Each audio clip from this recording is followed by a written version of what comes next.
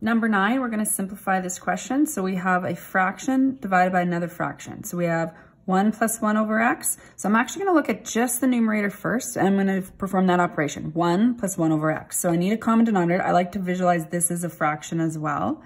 So my common denominator right here would be x, which means I multiplied this by x. So 1 times x is x plus, this already has the denominator of x, so just 1.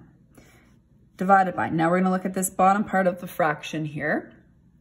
So same idea, you might want to visualize that as a fraction. So my denominator is going to be x here. I have to multiply this x by another x. So we're going to have x squared minus, this already has x in there, so 1.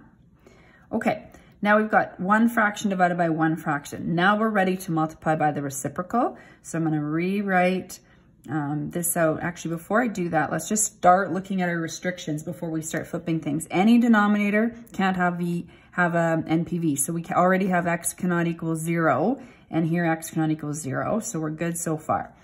Okay, so we have x plus 1 over x. And we're going to multiply by the reciprocal. So times x over x squared minus 1 now. Now we can factor here. So I'm going to write x plus 1 over x minus 1, which means we have another denominator that appeared, so we have more restrictions. Plus or minus 1 is included in our restrictions now. Now that we're ready to, now that we have it as multiplication, we're ready to cancel. X plus 1 and x plus 1 are exactly the same.